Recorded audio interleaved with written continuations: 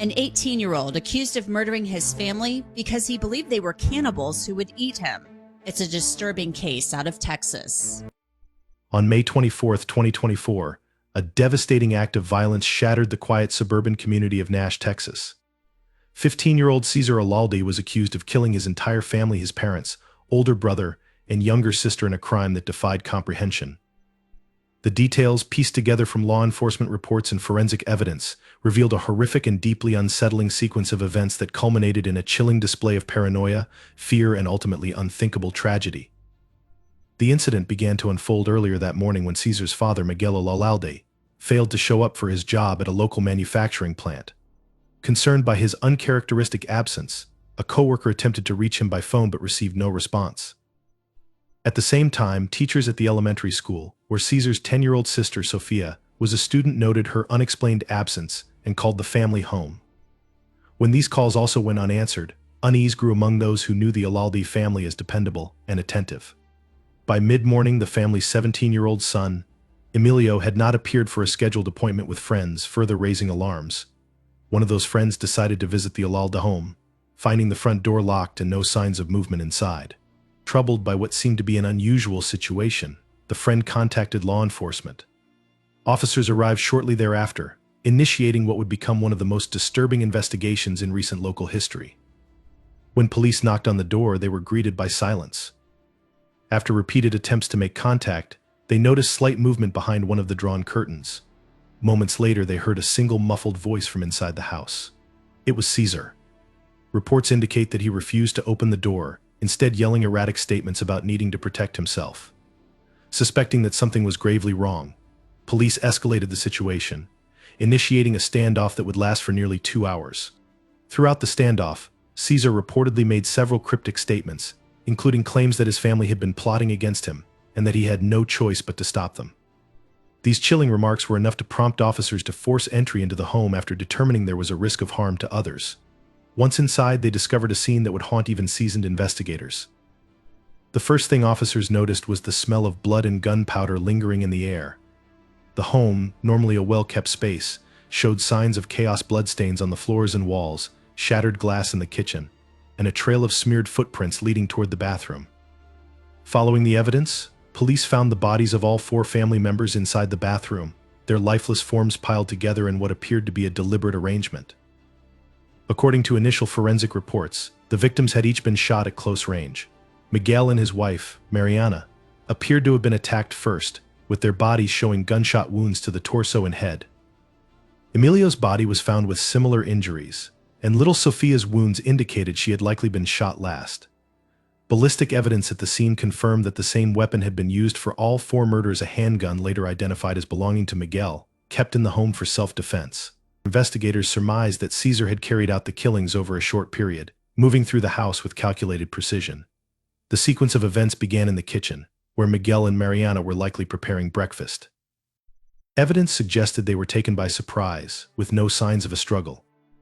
Emilio, whose body was found with defensive wounds, appeared to have fought back, possibly hearing the initial gunshots and attempting to intervene. Lastly, Sophia, who had been in her bedroom, was cornered and shot before her body was dragged to the bathroom with the others. The decision to move all the bodies into the bathroom was a particularly disturbing aspect of the crime. Experts later speculated that this act indicated a psychological break, with César potentially seeking to distance himself from the enormity of what he had done by containing the evidence of his actions. However, others argued it was a sign of deliberate calculation, suggesting he wanted to control the narrative by presenting the crime in a specific way. In the immediate aftermath of the killings, César barricaded himself inside the home, locking the doors and shutting the curtains. Authorities believe he may have spent several hours in the house alone with the bodies before police arrived. During this time, he made no attempt to flee or dispose of evidence, further suggesting a level of detachment from reality. When questioned later, César reportedly told officers that he believed his family had been planning to kill and eat him, a paranoid delusion that would later become a key focus of the investigation and subsequent legal proceedings. The discovery of the crime shocked the responding officers, who described the scene as one of the most gruesome they had ever encountered. Grief counselors were brought in to support law enforcement and first responders who had been directly involved in the case, underscoring the emotional toll the incident took on all those who witnessed its aftermath. As investigators delved deeper into the circumstances surrounding the murders, they uncovered troubling signs of César's mental state leading up to the crime. Friends and neighbors described him as a quiet and introverted teenager who had become increasingly withdrawn in recent months. Tutors at his high school noted a decline in his academic performance and behavior, with some reporting instances of paranoia and anger outbursts. Despite these warning signs, no formal interventions had been made, leaving many to wonder if the tragedy could have been prevented. Adding to the complexity of the case was the absence of any prior criminal behavior or history of violence in the Olalde household. By all accounts, the family was close-knit and supportive, with no known disputes or issues that might have foreshadowed such a horrific act. Miguel was described as a hard-working and devoted father, while Mariana was a nurturing and patient mother who dedicated much of her time to raising their children. The apparent lack of motive left both investigators and the community struggling to make sense of the crime. Forensic analysis of César's devices revealed a disturbing pattern of internet searches and personal writings that hinted at his growing paranoia. Among the search terms recovered were queries about family conspiracies, self-defense tactics, and the psychology of cannibalism. Handwritten notes found in his bedroom included cryptic statements about trust, fear, and betrayal, offering a glimpse into the fractured mindset that may have driven his actions. Despite these findings, many questions remain unanswered. Why did César target his family so suddenly, and what triggered the violent escalation of his fears? Was his paranoia the result of untreated mental illness, or were there deeper, more obscure factors at play? The lack of clear answers has only deepened the sense of unease surrounding the case, leaving the community and investigators to grapple with the enduring mystery of what led a 15-year-old boy to commit such an unthinkable act. As the investigation continues, the Olalde murders stand as a tragic reminder of the devastating consequences of unchecked mental health issues and the fragility of even the most seemingly stable families. The crime, marked by its brutality and senselessness, has left an indelible scar on the town of Nash, forever altering the lives of all those who knew the Olalde family. The discovery of the crime scene in the Olalde family murders was a grim and pivotal moment that revealed the scale of the tragedy and the calculated actions of the accused 15-year-old César Olalde. On May 24, 2024, officers responding to a welfare check at the family's home in Nash, Texas, uncovered a horrifying tableau of violence that left even seasoned investigators shaken. What began as a routine check quickly spiraled into one of the most shocking cases in the town's history, marking the day as a dark turning point for the local community. The chain of events leading to the discovery started with a series of alarming absences. Early in the morning, César's father, Miguel, failed to show up for work at a local manufacturing plant. A reliable and punctual employee, Miguel's absence was out of character. When his co-workers were unable to reach him by phone, they became concerned. Simultaneously, César's 10-year-old sister, Sofia, was absent from her elementary school, and teachers' calls to the family home went unanswered. Compounding the unease, 17-year-old Emilio, César's older brother, missed an important meeting with friends that morning, raising further suspicion. The first person to take action was a close family friend who drove to the Olalde home after failing to contact Miguel or Mariana, César's mother. The friend knocked on the door repeatedly but received no response. Peering through the windows, they saw drawn curtains and an eerie stillness inside. Growing increasingly alarmed, the friend called local law enforcement, explaining the unusual circumstances. Officers from the Nash Police Department arrived at the scene shortly afterward, initiating what would become a tense and ultimately heartbreaking operation. When police arrived, they were met with a house that, from the outside, appeared ordinary and undisturbed. The lawn was neatly maintained, and there were no obvious signs of forced entry or violence. However, officers quickly noticed that all the windows were covered, and the front door was locked. Repeated knocks went unanswered, but subtle movements could be seen through the drawn curtains. This led officers to believe someone was inside. After several minutes of silence, a muffled voice was heard from within. It was César. Reports from law enforcement indicate that his responses were erratic and nonsensical, with statements that hinted at paranoia and fear. He claimed he could not open the door, and his speech reportedly included references to protecting himself and stopping his family from harming him. Officers attempted to de-escalate the situation, speaking to him calmly and urging him to come outside. However, their efforts were unsuccessful, prompting them to request backup and prepare to forcibly enter the residence. After a standoff lasting nearly 2 hours, police made the decision to breach the door. Once inside, they were immediately struck by the overwhelming smell of blood and gunpowder. The house, normally a warm and welcoming space, was in disarray. Bloodstains marked the floors and walls, leading from various rooms toward the hallway. Officers followed the trail to the bathroom, where they made the harrowing discovery: the lifeless bodies of Miguel, Mariana, Emilio, and Sofia. The victims were found together in the bathroom, their bodies stacked in what investigators later described as a deliberate arrangement. Miguel and Mariana were at the bottom of the pile, with Emilio and Sofia placed on top. Blood pooled on the floor, and the room showed signs of struggle, though it was clear the victims had been moved post-mortem. Forensic evidence indicated that each had been shot at close range, with ballistic analysis later confirming that the same weapon, a handgun registered to Miguel, had been used for all 4 murders. The physical state of the crime scene suggested a methodical and deliberate sequence of events. Blood trails indicated that the shootings occurred in different rooms, with each victim attacked separately before being dragged to the bathroom. Miguel and Mariana were believed to have been killed first, likely in the kitchen where their blood was initially found. Emilio's body showed signs of defensive wounds, indicating he had tried to resist or escape. Sofia's bedroom was the final site of violence. Investigators concluded that the 10-year-old had been cornered and shot before being carried to the bathroom. The decision to place all the bodies in one location added a disturbing psychological layer to the crime. Experts later speculated that this act was an attempt by César to contain the violence, either as a symbolic gesture or as a way to cope with the enormity of his actions. Alternatively, some theorized that it was a calculated move to create a specific narrative for investigators. Regardless of the intent, the discovery left a profound emotional impact on the responding officers. Further examination of the house revealed additional signs of César's actions and mindset. The handgun used in the murders was found in the living room, wiped clean of fingerprints, suggesting an attempt to obscure evidence. The curtains had been drawn throughout the house, blocking any view of the interior. In César's bedroom, police found handwritten notes with cryptic messages about trust and betrayal, as well as a journal detailing paranoid thoughts about his family conspiring against him. These findings painted a chilling picture of a teenager consumed by delusions and fear. The aftermath of the discovery was marked by intense emotional and logistical challenges for law enforcement. The officers who found the bodies required grief counseling, with many describing the scene as one of the most disturbing they had ever encountered. Meanwhile, crime scene investigators worked tirelessly to document every detail of the house, piecing together the sequence of events and collecting evidence to build a case against César. Outside the home, the quiet street became a hub of activity as news of the murders spread. Media vans lined the neighborhood, and residents gathered in shock, struggling to comprehend what had happened in their usually peaceful community. The Olalde family was well known and well liked, making the crime all the more incomprehensible to those who knew them. As the day unfolded, César was taken into custody without incident. He reportedly exhibited no signs of remorse or agitation, maintaining a detached demeanor that investigators described as unsettling. During his initial interview, he made bizarre statements about believing his family intended to harm and eat him, further solidifying suspicions of a severe psychological break.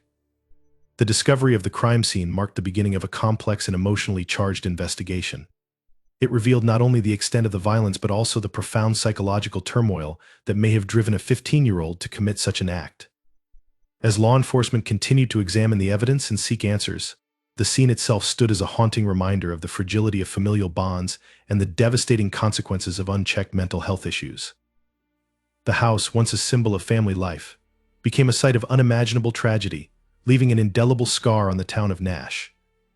The accusations against 15-year-old César Olalde in the murders of his family are as chilling as they are complex, encapsulating a horrifying mix of paranoia, calculated violence, and unanswered questions about what drove him to commit such an unthinkable crime. Authorities allege that César deliberately and systematically killed his parents, Miguel and Mariana, his 17-year-old brother Emilio, and his 10-year-old sister Sofia, in their suburban home in Nash, Texas, on May 24, 2024. The case is built on a combination of physical evidence, forensic findings, and César's own statements, painting a grim picture of premeditated murder driven by delusion and fear. The charges against César are 4 counts of first-degree murder, each carrying the potential for severe penalties. Prosecutors argue that the killings were executed with intent and malice, pointing to the methodical nature of the crime. According to their findings, César armed himself with a handgun, a weapon legally owned by his father, and used it to systematically shoot each of his family members at close range. The sequence of the killings, as reconstructed by investigators, suggests that César began with his parents in the kitchen, moved to his brother Emilio in the hallway, and finally targeted his youngest sibling, Sofia, in her bedroom. Authorities have emphasized that the evidence at the scene strongly supports premeditation. Ballistic analysis revealed that all victims were shot with the same weapon, which was later recovered in the living room. César had wiped the gun clean of fingerprints, an act prosecutors claim demonstrates a calculated effort to evade responsibility. Blood trails and drag marks throughout the house indicate that César moved the bodies post-mortem, placing all 4 victims in the bathroom. This act of staging the crime scene has been interpreted by investigators as an attempt to control the narrative or compartmentalize the violence he had committed. Adding to the gravity of the accusations are César's own statements during his arrest. According to police reports, he claimed that he believed his family was conspiring to kill and eat him, a delusion that allegedly motivated his actions. These remarks have become a cornerstone of the case, with prosecutors framing them as evidence of his intent and state of mind at the time of the murders. While defense attorneys have suggested that these statements point to severe mental illness, prosecutors argue that they do not absolve César of responsibility, particularly given the calculated manner in which the killings were carried out. Digital evidence has also played a significant role in shaping the accusations. Forensic analysis of César's laptop and phone uncovered disturbing search histories and online activity that prosecutors claim reveal his mindset leading up to the murders. Among the recovered data were searches for phrases like "how to kill your family," effects of gunshot wounds, and paranoid delusions. Investigators also found social media posts and private messages in which César expressed feelings of isolation and distrust toward his family, describing them as controlling and manipulative. These findings have been used by prosecutors to argue that César's actions were not spontaneous but rather the result of weeks or months of planning. The physical evidence at the crime scene further supports the prosecution's theory of premeditation. Each victim was shot at close range, and the wounds were consistent with execution-style killings. Forensic experts noted the precision of the gunshots, with most victims sustaining injuries to vital areas, such as the head or chest. There were no signs of hesitation or chaotic gunfire, suggesting that César acted with a clear and deliberate plan. Additionally, the timeline of the murders, as reconstructed by forensic investigators, indicates that César moved methodically through the house, attacking each family member in turn and ensuring there were no survivors. One of the most contentious elements of the accusations involves the motive behind the killings. While César's claims of fearing his family would harm him suggest a psychological break, prosecutors have argued that the true motive may lie in deeper familial tensions. Interviews with friends and neighbors have painted a complex picture of the Olalde household, with some describing the family as close-knit and others hinting at underlying conflicts. Teachers and classmates of César noted that he had become increasingly withdrawn and irritable in the months leading up to the murders, raising questions about whether he harbored resentment or anger toward his parents and siblings. Prosecutors have also pointed to César's actions after the murders as evidence of his culpability. Following the killings, he locked himself inside the house, drew the curtains, and refused to communicate with anyone for several hours. During the police standoff, César reportedly made inconsistent and contradictory statements, at times denying responsibility and at other times referencing his delusions. Prosecutors argue that these actions reflect an awareness of guilt, as well as an attempt to evade accountability. The defense has pushed back against the prosecution's narrative, arguing that César's mental state at the time of the murders precludes a finding of intent or malice. Defense attorneys have highlighted his erratic behavior, both during the standoff and in the weeks leading up to the crime, as evidence of a severe psychological breakdown. They have filed motions for a comprehensive psychiatric evaluation, seeking to establish that César was suffering from untreated mental illness that impaired his ability to distinguish reality from delusion. If successful, this argument could significantly alter the course of the case, potentially leading to a diminished capacity defense, or a focus on rehabilitation rather than punishment.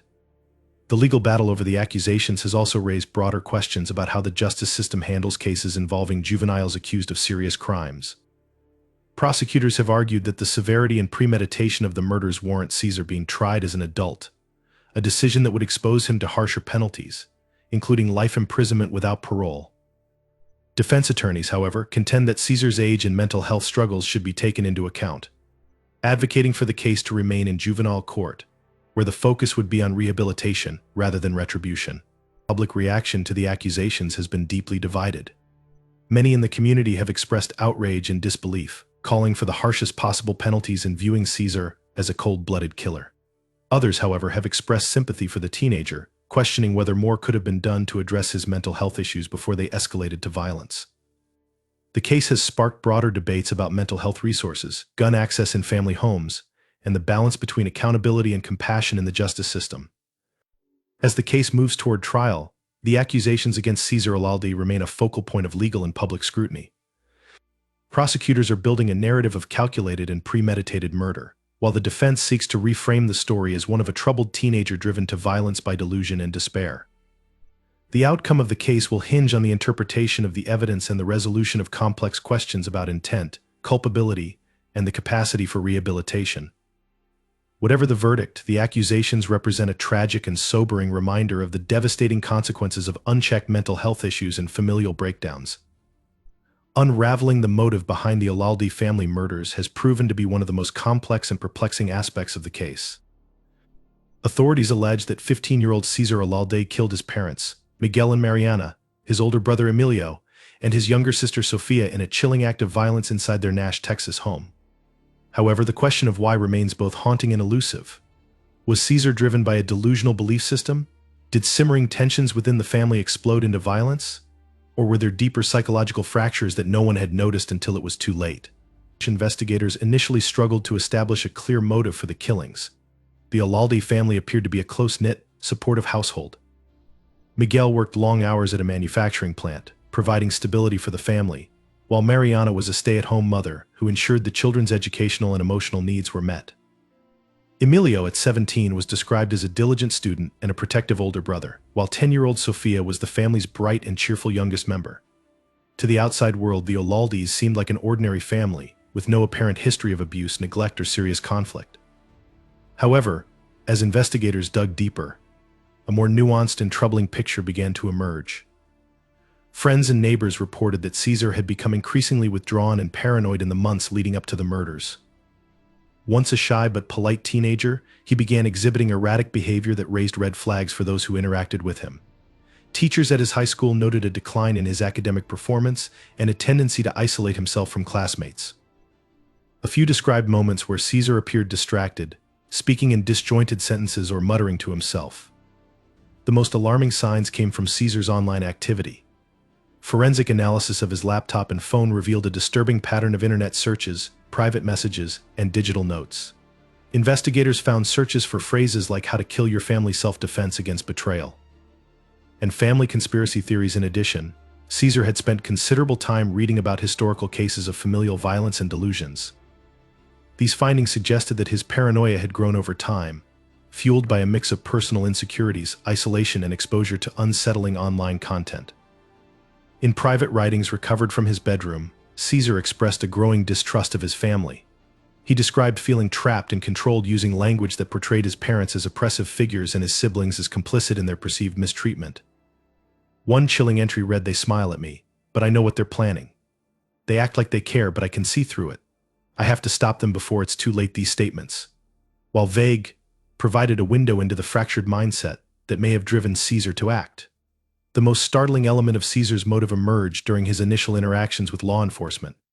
Following his arrest, César reportedly claimed that he believed his family was planning to kill and eat him. This delusion, described by investigators as both bizarre and deeply disturbing, became a central focus of the case. Experts have speculated that César may have been experiencing the early stages of a severe mental illness, such as schizophrenia or psychosis, which could have distorted his perception of reality. The notion that he felt physically threatened by his family, to the point of preemptively killing them, underscores the intensity of his paranoia. Despite the apparent irrationality of this belief, investigators have questioned whether other factors might have contributed to César's fears. Some friends and neighbors hinted at potential cultural or generational tensions within the household. As first-generation Mexican Americans, the Olaldes reportedly placed a strong emphasis on discipline, respect, and family unity, values that César may have struggled to reconcile with his own adolescent desire for independence. While there is no evidence of abuse, it is possible that these dynamics created an environment where César felt misunderstood or unfairly controlled. Another layer of complexity lies in César's relationship with his siblings. Emilio, as the older brother, was seen as a high achiever who often took on a leadership role within the family. Sofia, as the youngest, was adored by her parents and older siblings alike. César, in contrast, was described as quiet and unassuming, leading some to wonder if he felt overshadowed or overlooked. While there is no concrete evidence to suggest sibling rivalry played a direct role in the murders, investigators have not ruled out the possibility that César harbored feelings of resentment toward Emilio and Sofia. Mental health professionals consulted on the case have suggested that César's actions were likely the result of a complex interplay of factors, including untreated mental illness, social isolation, and a breakdown in family communication. If César was indeed suffering from a psychotic disorder, his delusions may have been amplified by stressors in his environment, such as academic pressure, feelings of inadequacy, or a perceived lack of support. This theory is supported by the fact that César had no prior history of violence or criminal behavior, making the sudden and extreme nature of his actions even more puzzling. However, prosecutors have taken a different view, arguing that César's actions were driven less by mental illness and more by a calculated sense of resentment and entitlement. They point to the methodical nature of the killings, each victim shot at close range, the bodies moved to the bathroom, and the weapon cleaned of fingerprints as evidence that César acted with intent and control. In their view, the narrative of paranoia and delusion serves to mask a deeper and more deliberate motive, a desire to eliminate the people he viewed as obstacles in his life. The defense has countered this narrative, emphasizing César's youth and psychological state as mitigating factors. They argue that the writings and internet searches found on his devices reflect a teenager struggling with inner turmoil, not a cold-blooded killer.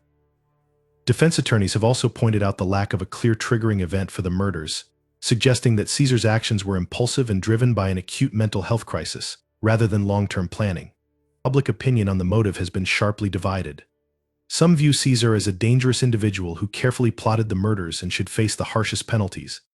Others see him as a tragic figure, a young person whose mental health struggles went unnoticed until they erupted into violence. The lack of a definitive answer about why César committed the murders has only deepened the community's grief and confusion. Ultimately, the motive behind the Olalde murders remains a haunting mystery, one that may never be fully understood. The fragments of César's thoughts, as revealed through his writings, online activity, and statements to police, suggest a mind unraveling under the weight of fear and distrust. Whether those fears were rooted in reality or the product of a distorted psyche is a question that continues to drive both the legal proceedings and the broader conversation about mental health, family dynamics, and the warning signs of impending tragedy. The murders of the Olalde family on May 24, 2024, sent shockwaves through the small community of Nash, Texas, and quickly became a national media sensation. The brutal nature of the crime and the arrest of 15-year-old César Olalde, accused of killing his parents and two siblings, left neighbors, local officials, and the broader public grappling with grief, confusion, and a desperate need for answers. The incident transformed Nash, a previously quiet and tightly knit town, into a focal point for discussions about juvenile crime, mental health, and the fragility of familial relationships. The first response from the Nash community was one of profound shock and disbelief.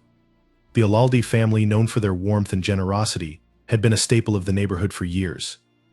Miguel Olalde, the father, was widely respected as a hardworking and devoted family man, while Mariana, the mother, was beloved for her active role in local church and school activities.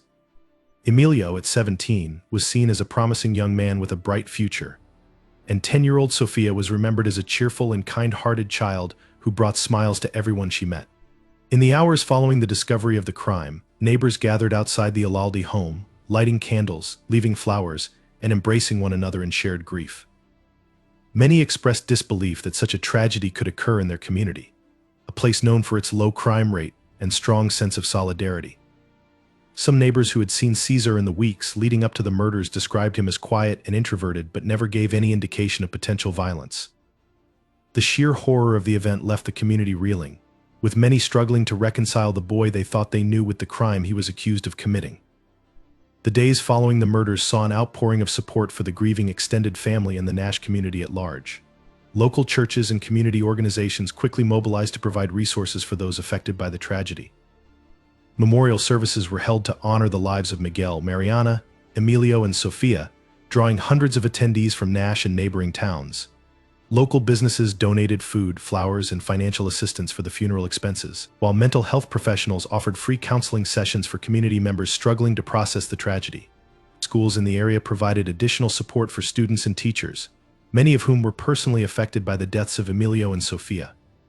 The family's extended relatives, many of whom lived in other parts of Texas, expressed their gratitude for the community's kindness and support. Several of them spoke at vigils, sharing memories of the Olalde family and urging the community to come together in the face of such an unimaginable loss. As news of the murders spread, the case quickly attracted widespread media coverage. Local news outlets were the first to report on the tragedy, providing updates as details emerged about the crime and the investigation. National news networks soon picked up the story, turning the Olalde murders into a headline fixture. Reporters flooded Nash, setting up cameras outside the family home and interviewing neighbors, friends, and local officials. The media coverage was relentless, with many outlets focusing on the shocking fact that the accused killer was a 15-year-old boy. News anchors and commentators debated the implications of such a crime, discussing topics ranging from juvenile justice to the warning signs of mental illness. True crime podcasts and YouTube channels delved into the details of the case, speculating about César's possible motive and analyzing every piece of information that became public. While some coverage was sensitive to the tragedy, others were criticized for sensationalizing the story. Tabloids published lurid headlines about the case, emphasizing César's alleged paranoia and the graphic details of the crime scene. Social media users shared unverified rumors and conspiracy theories, further complicating the narrative and causing distress to those who knew the family personally. The case sparked intense public debate on several fronts, touching on issues that resonated far beyond the borders of Nash. One of the most prominent topics of discussion was the question of how to handle juveniles accused of severe crimes. The fact that César was only 15 at the time of the murders led to fierce arguments over whether he should be tried as an adult or a juvenile. Some argued that the severity of the crime warranted adult charges, emphasizing the need for accountability and justice for the victims. Others, however, called for a more compassionate approach, pointing to César's age and apparent mental health struggles as reasons to prioritize rehabilitation over punishment. Mental health also became a focal point of the conversation. As details emerged about César's alleged paranoia and delusional beliefs, many questioned whether the tragedy could have been prevented if he had received proper psychological support. Advocates for mental health reform used the case as an example of the urgent need for early intervention and accessible resources, particularly for teenagers. The case became a rallying cry for those calling for better mental health education in schools and greater efforts to destigmatize seeking help for psychological issues. Gun safety was another contentious topic. Investigators revealed that the handgun used in the murders was legally owned by the Olalde family, sparking debates about the responsibilities of gun owners in households with children. Some critics argued that stricter storage laws might have prevented César from accessing the weapon, while others defended the family's right to keep a firearm for self-defense. The case reignited broader discussions about balancing Second Amendment rights with the need for safety and prevention. The murders left a lasting impact on the town of Nash, forever altering the sense of safety and unity that had defined the community. Residents described a lingering sense of unease and grief, with some saying they no longer felt secure in their own homes. Parents expressed heightened concerns about their children's mental health and well-being, seeking out counseling and support groups to help their families process the tragedy. At the same time, the tragedy brought the community closer together in unexpected ways. Neighbors who had never spoken before began forming connections, supporting one another through shared grief. A permanent memorial for the Olalde family was established in a local park, featuring a plaque with their names and a bench for quiet reflection. This space became a place of healing for many, offering a way to honor the family's memory while fostering a sense of hope and resilience. The case also played out on social media, where it became a lightning rod for debates and speculation. Hashtags like Olalde murders and Justice for Olaldes trended on platforms such as Twitter and Instagram, with users sharing their condolences and opinions about the case. True crime communities on Reddit and YouTube analyzed the details, often with a mix of sensitivity and sensationalism. However, the online response was not without controversy. Some users spread conspiracy theories and misinformation, including baseless claims about the family's dynamics and César's mental state. These rumors caused further pain for the family's grieving relatives and frustrated law enforcement officials, who urged the public to rely on verified information. As the legal proceedings against César Olalde move forward, the community and the media continue to grapple with the broader implications of the tragedy. The case has left an indelible mark on Nash, serving as both a cautionary tale and a catalyst for difficult but necessary conversations about mental health, gun safety, and the warning signs of familial violence. For the people of Nash, the memory of Miguel, Mariana, Emilio, and Sofia remains a source of both sorrow and inspiration, a reminder of the importance of compassion, vigilance, and the enduring strength of community in the face of unimaginable loss. The Olalde family murder case continues to unfold as one of the most chilling and contentious criminal proceedings in recent memory. Months after the events of May 24, 2024, when 15-year-old César Olalde was arrested for the murders of his parents, Miguel and Mariana, his older brother Emilio, and his younger sister Sofia, the case remains in the pretrial phase. Legal teams on both sides are entrenched in a high-stakes battle over evidence, mental health evaluations, and the fundamental question of whether César should be tried as a juvenile or an adult. The current status of the case reflects not only the intricate legal challenges but also the emotional weight of a tragedy that has devastated a family and shocked a community. At the heart of the case are the pretrial hearings, where both the prosecution and defense are working to shape the narrative and define the parameters of the upcoming trial. The prosecution has charged César with 4 counts of first-degree murder, asserting that he acted with premeditation and malice. They have presented evidence suggesting that César planned the murders over an extended period, citing digital searches, handwritten notes, and the methodical manner in which the killings were carried out. Prosecutors have made it clear that they intend to pursue the harshest penalties available.